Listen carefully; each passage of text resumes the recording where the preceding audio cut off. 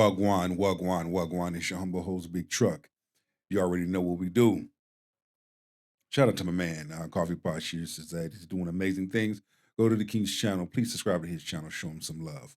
Listen, he has some things to say. I have some things to say. Conversation and reviews.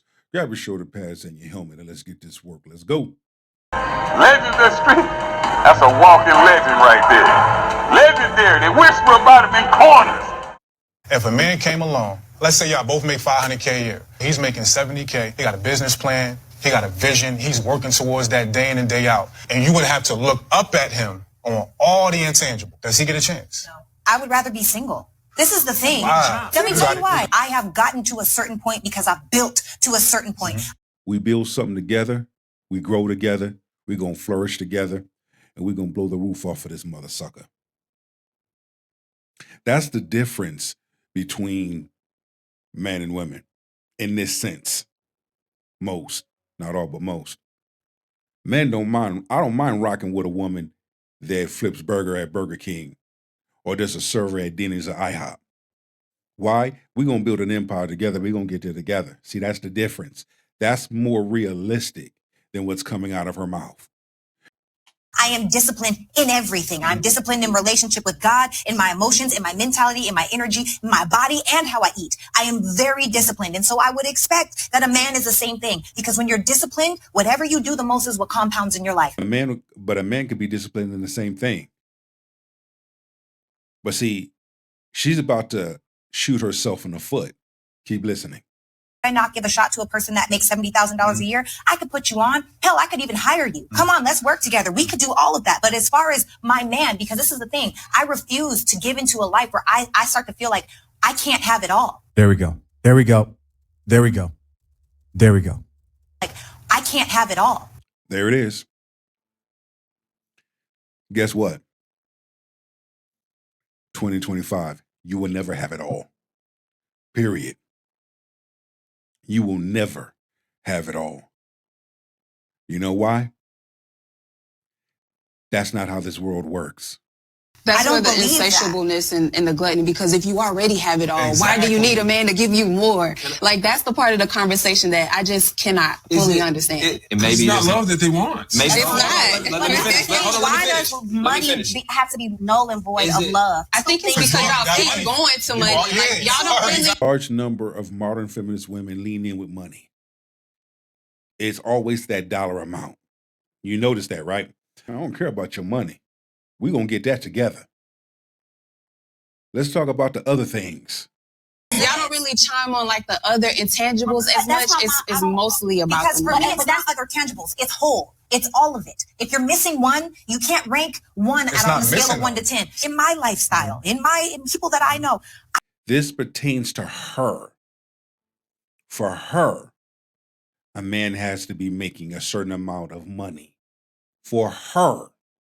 I don't really know any people that make $70,000 Well, I a know. year. Like, what about a high school teacher who loves the kids in his community, who's not on that money Mike, shit? He that's wants not to what serve. I'm talking about. I'm talking about the people that I am around on a daily basis, the people that I call on my phone. It's different. So I will say my vantage point for what success looks like monetarily speaking is exponentially different than most people. I understand that. And I'm not here to wrong or shame the person that makes $70,000, because the truth is every single person deserves love. But like Tasia said, that's not going to happen with me. Because I live in a space where I want to follow the leadership of my man. I want my man to make the decisions inside of my household.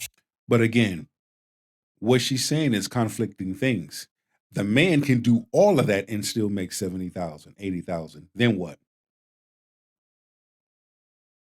What happened? You come across a man that does all of that, but makes 70, 80,000. Then what? 70,000. Then what? 60,000. Then what? We're going to build an empire together. We're going to be all right. It's teamwork. She's not about teamwork. Yes, she give good advice. It's not about a dollar amount. It's not, oh, okay. No. Because he can lead in other ways. No, and with finances, you've got to lead the household. You can, look, money doesn't buy you happiness, but it buys you options. Exactly. This is the question. The question I want to ask in fairness. These people just got money. They don't even, the people who think they got money don't even have no bread. Let me ask you the question. I disagree with you because I know the people. Okay. But if you know the people, how come you're not with the people? How come you're not dating the people? I just saw a very, very good representation of why nearly half of modern women today are projected to be single. A great example of that. They would rather, she said, I would rather be single. And what's interesting is I usually see her particularly, because I think I've reacted to a video of her before. Usually in most cases, she'll be serving coffee. We're all going to have different opinions. We all are going to have different outlooks. But at the end of the day, it's being able to talk about those things. It's being able to share what's realistic and what is not realistic. Is when I hear people who aren't married yet, or maybe I don't know if they came from a married household, the one thing I don't think most people consider is how long life is. This woman is here talking about how she cannot settle for a man who's not in a certain level financially. But most women with that mindset never think to themselves, what happens if life happens and he goes through a certain time period in his life where he's not on top? Those type of women will be gone. Those types of women will pick up their shoulder pads and a helmet and dip the fuck out. Are you able to submit to that man? Now, they would look at you and say, yes, because he showed me that he can get there. Well, would you date a man who's been there and he met you at the 70K? Probably not. To be clear, these are exactly one of the main factors why a lot of these chicks will be single and alone. And they will regret this. Many of them will regret this. Most of them don't play this out long term and understand what it means to truly be alone. A lot of them are catching heat now. They are literally catching heat right now. Men ain't checking for them. Men are gone. Even the fucking bear is gone. Truly not have a family. And you might be thinking, well, she can get married to anybody today. Again, they're looking for somebody who's a high net worth individual, and most of them never find this man. They never find him. And the problem is they fell for the lie that you could be successful like a man. You could do the things a man can do, but there's only one catch, is you can't change what you're attracted to. And it's funny because men share the same value. Man has himself together. Man knows what he wants. Man is doing things. Man has a preference. Where's that same energy when it comes to a man? Why is it that a different energy is being displayed when it comes to a man? She's not being shallow. She's being honest. It's not just about money. It's about alignment, ambition, and being equally yoked. She's not wrong for wanting someone on her level. She's just not willing to shrink herself to make others comfortable. It is about the money. You're not going to gaslight this conversation because it is about the money.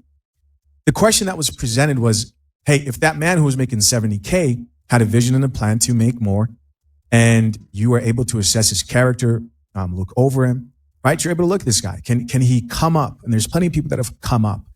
Pauletta paid for their first date. Yep. She footed the bill. Not only that, Denzel has said on record that she turned him down twice before finally agreeing to marry him. He proposed 3 times before she said yes. The third time's the charm, he joked in an interview.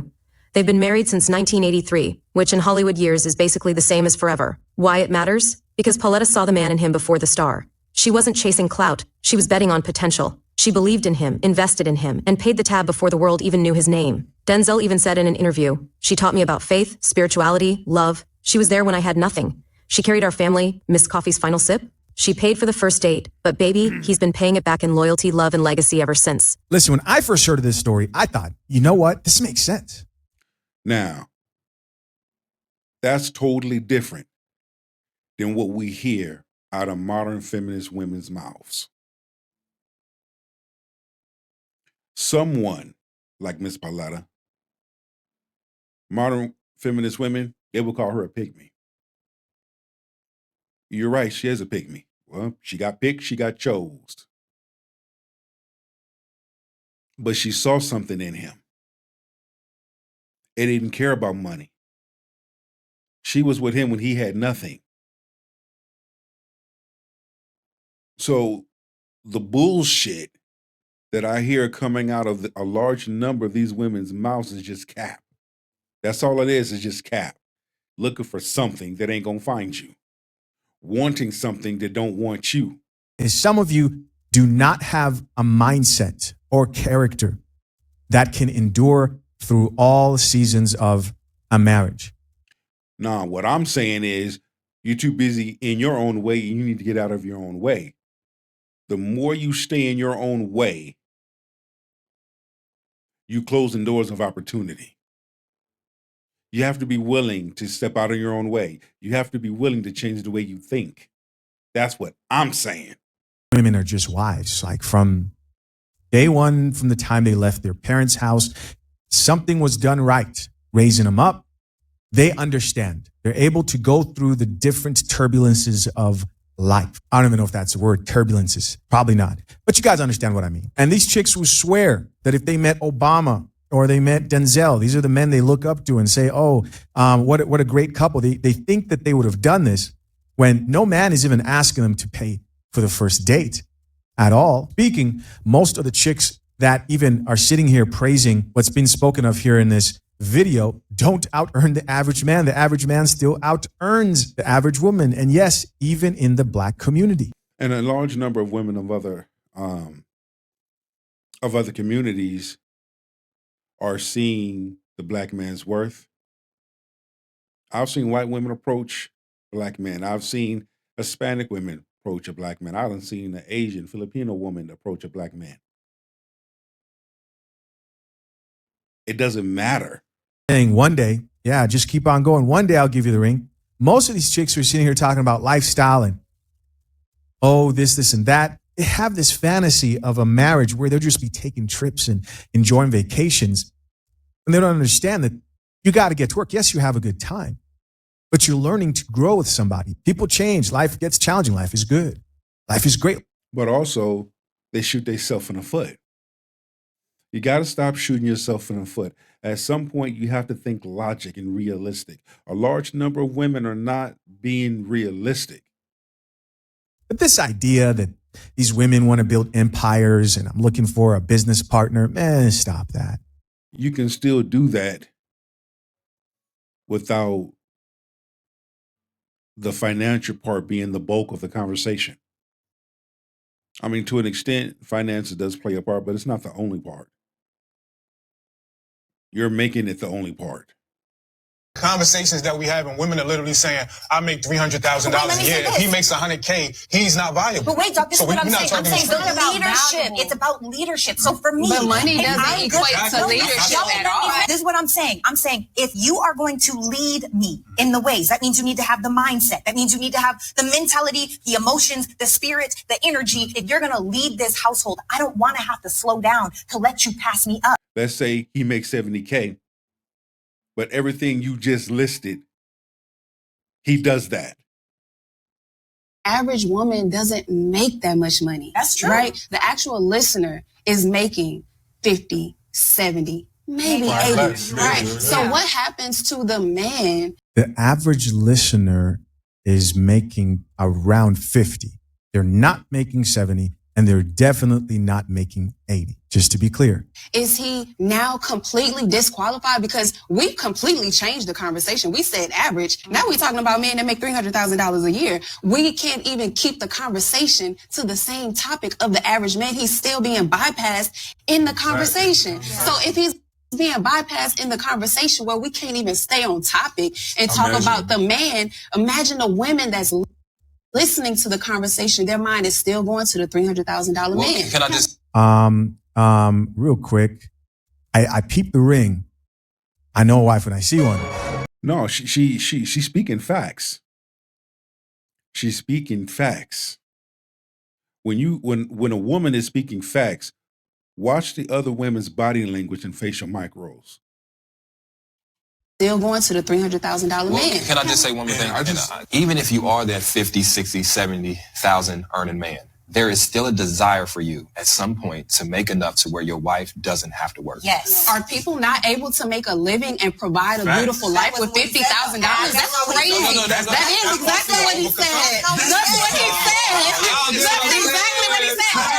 And to allude to a person, if a person makes under a certain amount of money, to say that they don't have the ability to lead, provide, and have all of these things. That's exactly what y'all are saying. Y'all are going around about a way to say it, but that's how people are perceiving the things that y'all say. There's a component of this that we are missing, and that is that men that are Notice how the chicks who are waiting for their millionaires magically have no rings on their fingers. happy with where they are financially are mean. They treat you terribly, okay? If you meet somebody and they're a 300K woman, that may not be quite the lane for you. It doesn't mean that I value you less. It doesn't mean, but you're going to perform better. You're going to be a better person. You're going to have a better mindset. You're going to be in a clearer space when you feel valued, safe, at peace with where you are. And it's no harm, no foul in that. Stay there in that lane with the women that are in alignment with you. And don't be mad at us calling us broke, gold diggers, dirty bald head scallywags on the internet, because we are in this lane.